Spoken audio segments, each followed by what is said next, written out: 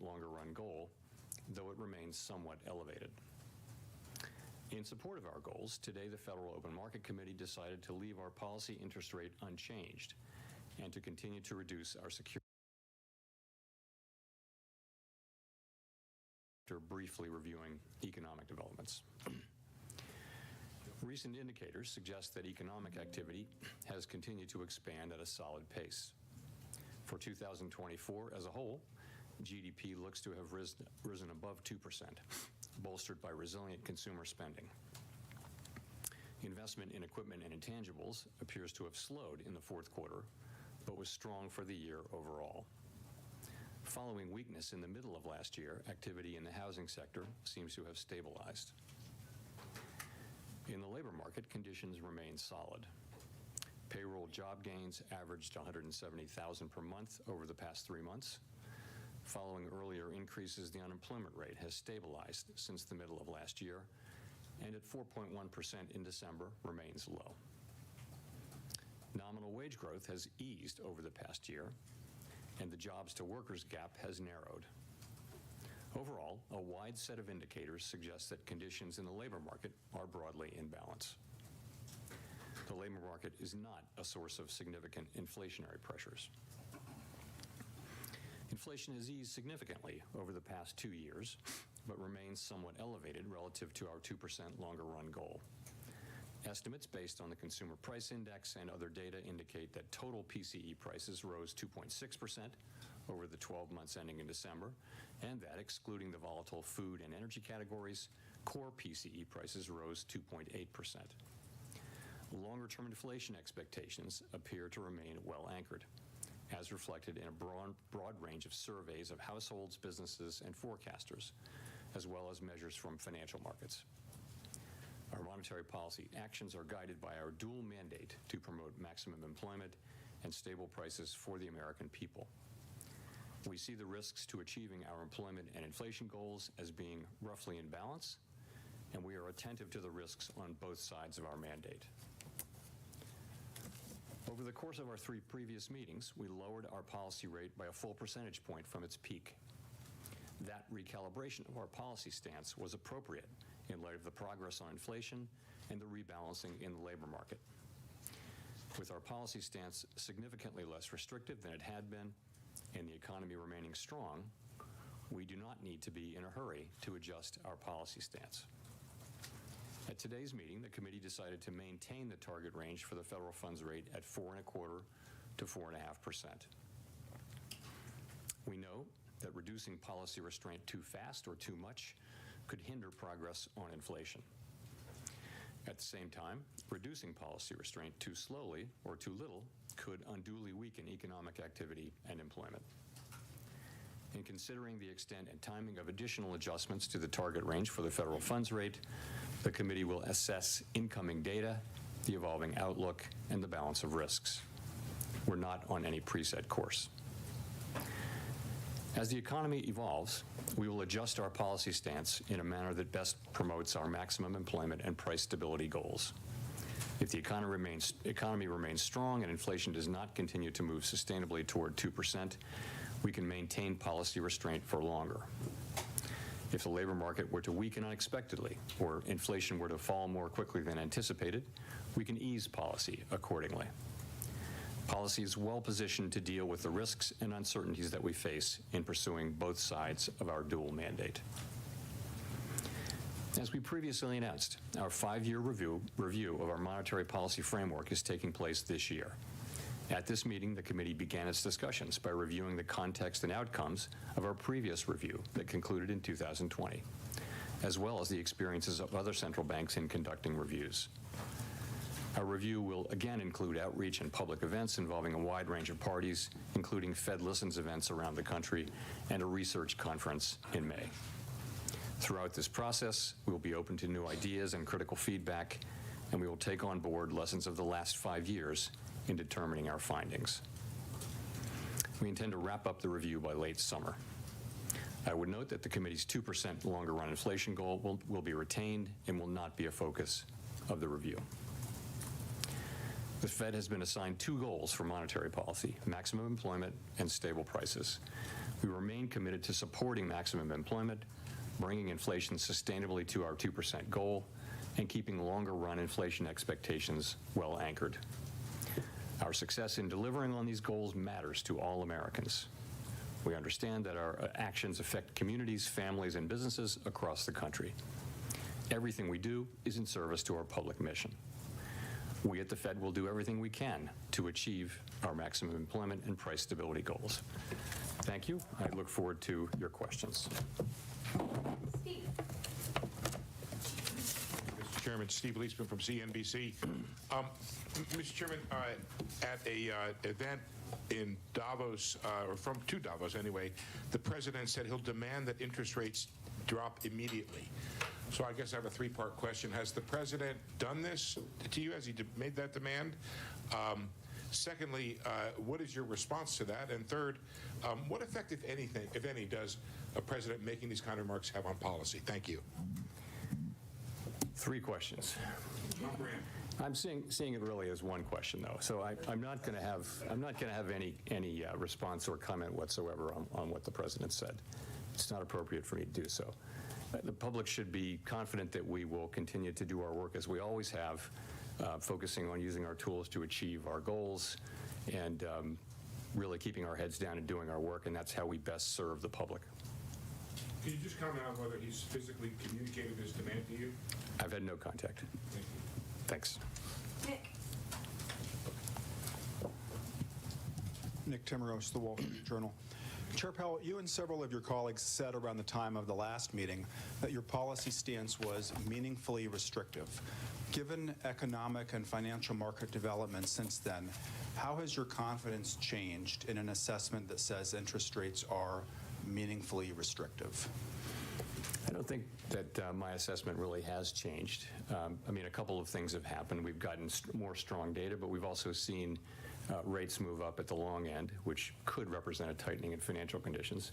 I think if we look back over the past year or so, we can see that policy is restrictive. If you look at the effect of high rates on interest-sensitive spending, for example, in housing, and if you look at the achievement of our goal variables, we're seeing the economy move toward 2% inflation and has moved largely to maximum employment. So we really look at movement toward the goal variables to make that assessment.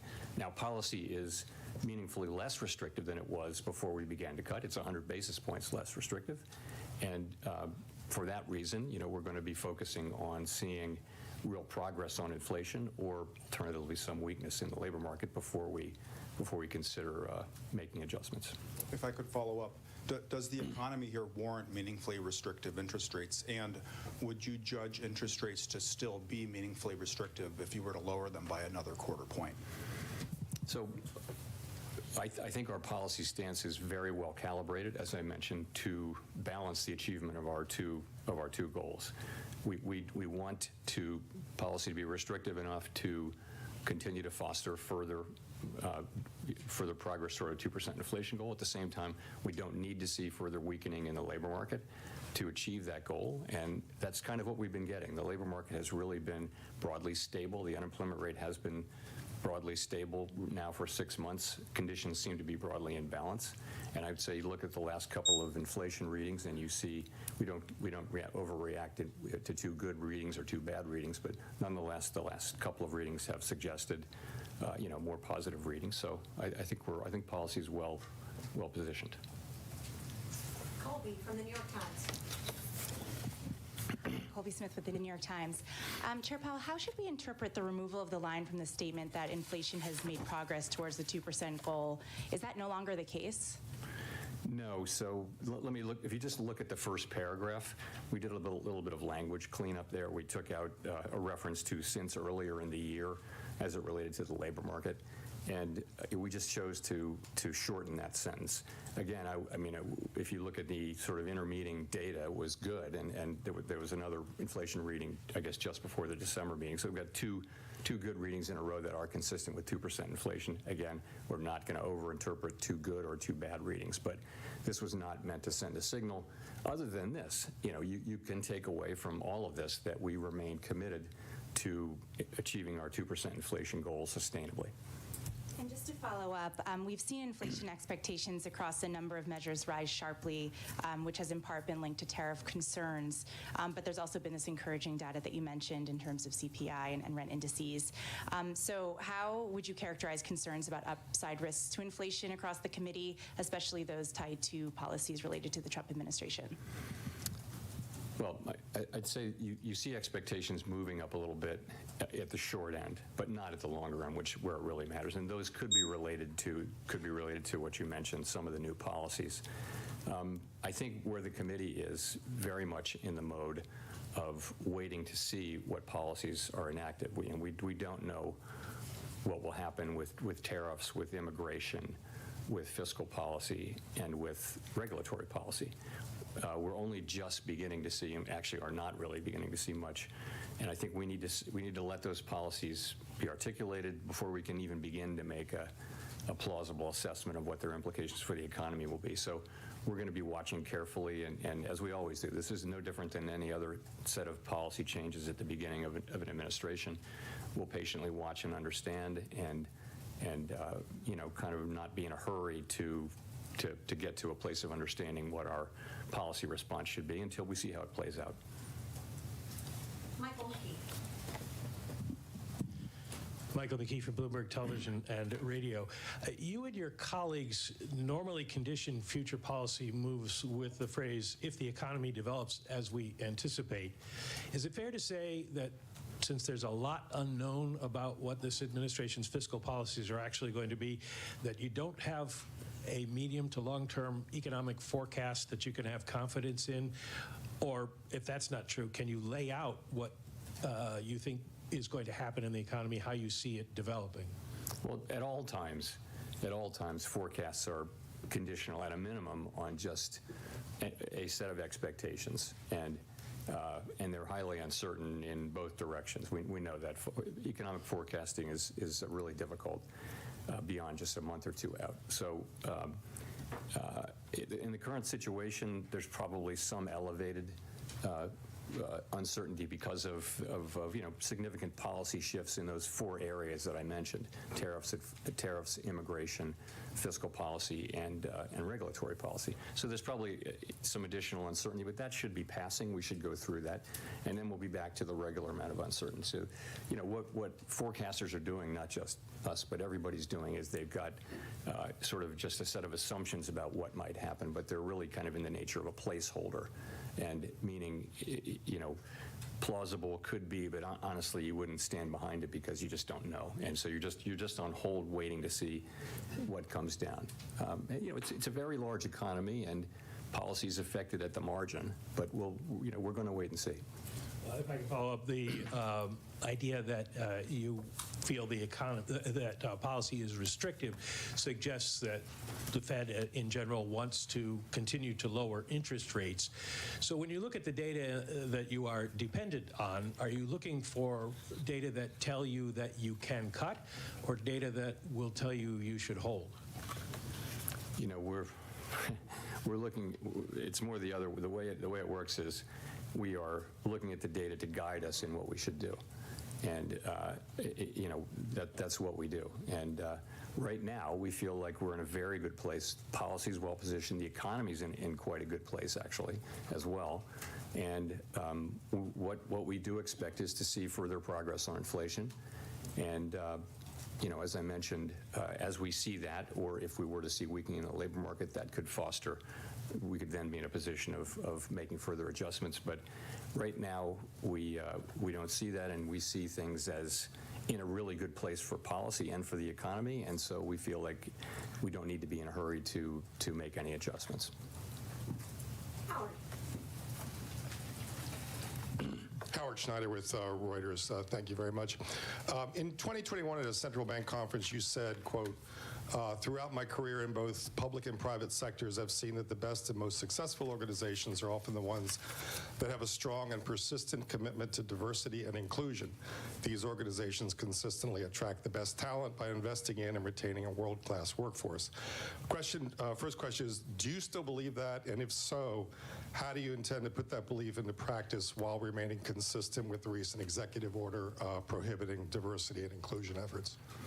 So let me say yes in answer to your first question, but to the second question, I want to say this. We are, like others, we're reviewing the orders and the associated details as they're made available, and as has been our practice over many administrations, we are working to align our policies with the executive orders as appropriate and consistent with applicable law. And I want to add that I'm not going to have anything more specific for you today on this whole set of issues. Well, if I could just follow up quickly on that, I'm wondering how you're getting that to be consistent with the Dodd-Frank law's stipulations about maintaining an Office of Minority and Women's Inclusion. So I did mention consistent with applicable law, right? Which is governing. Elizabeth. Thanks so much. Elizabeth Schulze with ABC News. Just to follow up on Steve's question, what reassurance can you give the American public that the Fed will continue to operate independent of politics under this administration? You know, as I've said countless times over the years, this is who we are. This is what we do. We study the data. We analyze how it will affect the outlook and the balance of risks, and we use our tools to try to, given our best understanding, our best thinking, try to achieve our goals. That's what we do. That's always what we do. Don't look for us to do anything else. And that's, you know, lots of research shows that's the best way for a central bank to operate. That'll give us the best possible chance to achieve these goals for the benefit of the American people. That's always what we're going to do, and people should have confidence in that, as I said a few minutes ago. You've said that the Fed is in wait-and-see mode based on the policies that come out of this administration. Has the Fed started to model what policies like mass deportations, changes in immigration policy specifically, would look like for the workforce and for inflation?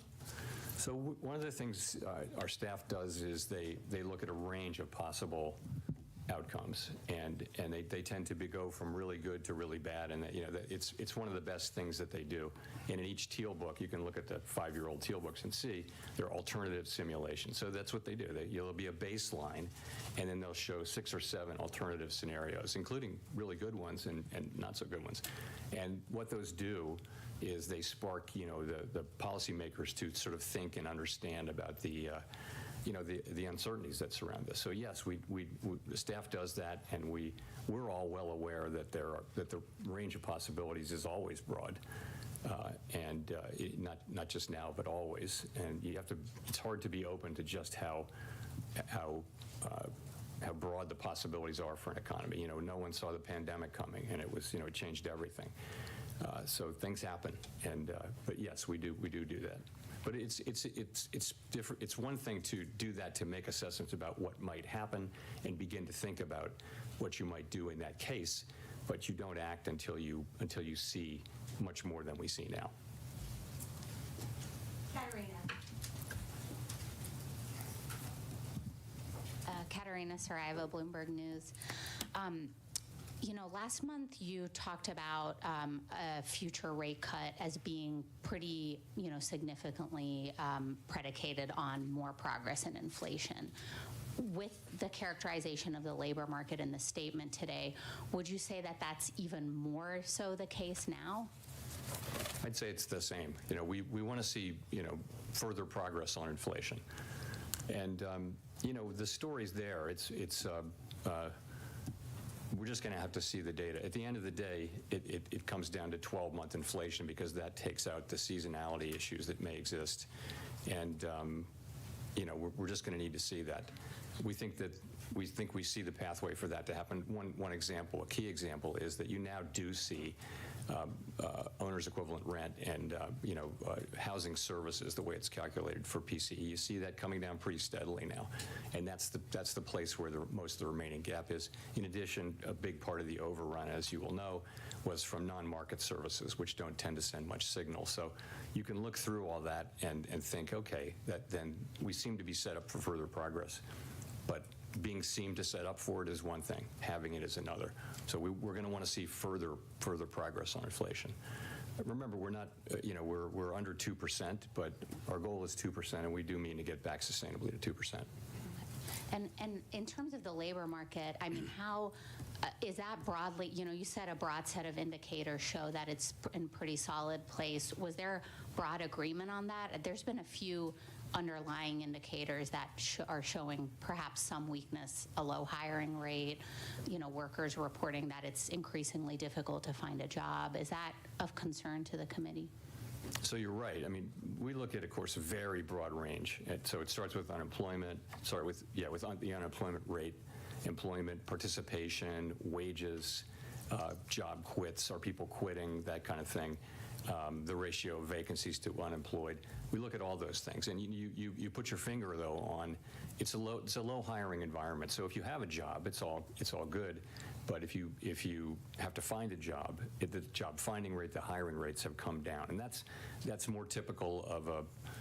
Let's say that the unemployment, that the labor market is at a sustainable level. It's not overheated anymore.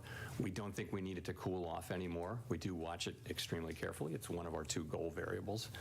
But I'd say we watch those things quite carefully. But nonetheless, overall, look at the aggregate data in the labor market.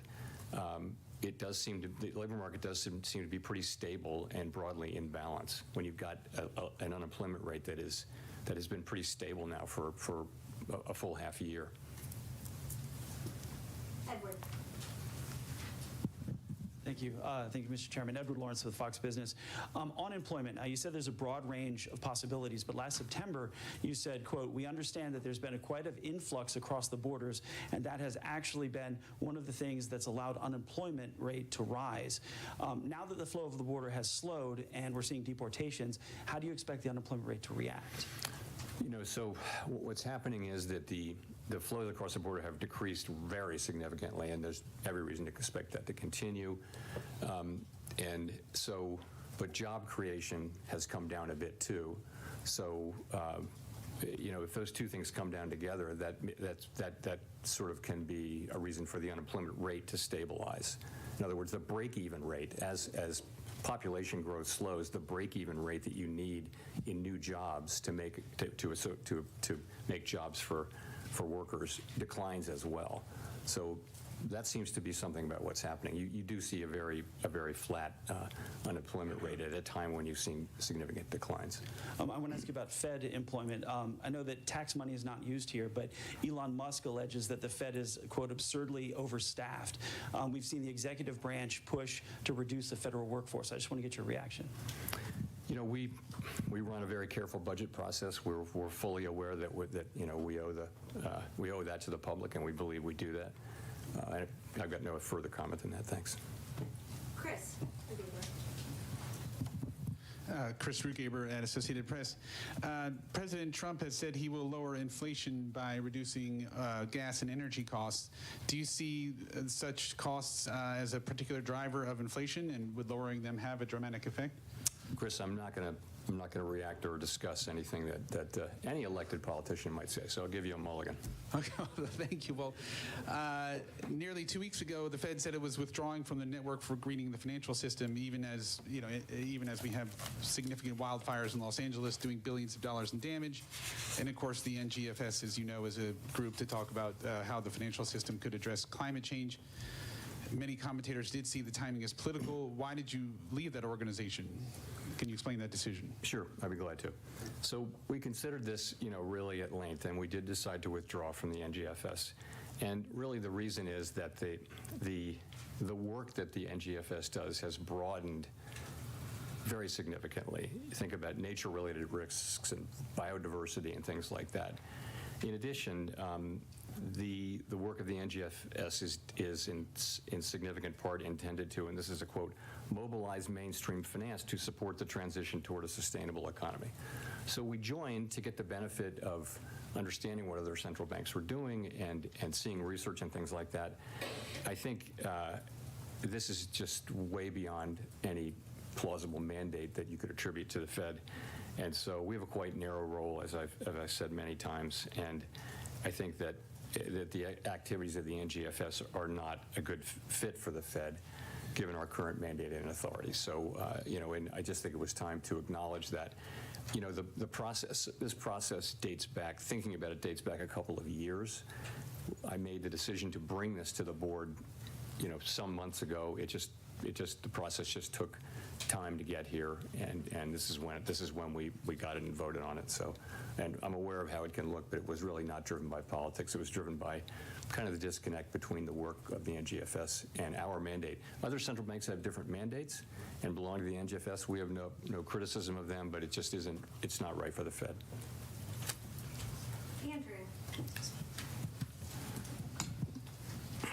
Thanks. Andrew Ackerman with the Washington Post. I'm wondering if you could talk more about what further progress would look like for consumers. Well, 2% inflation down to 2% sustainably is what we're trying to achieve. You know, we're somewhat above that, as you know, and you know we want to see serial readings that suggest that we're making further progress on inflation. That's what we want to see, and consumers will pick that up, of course, in the things that they buy at the grocery store or at the store.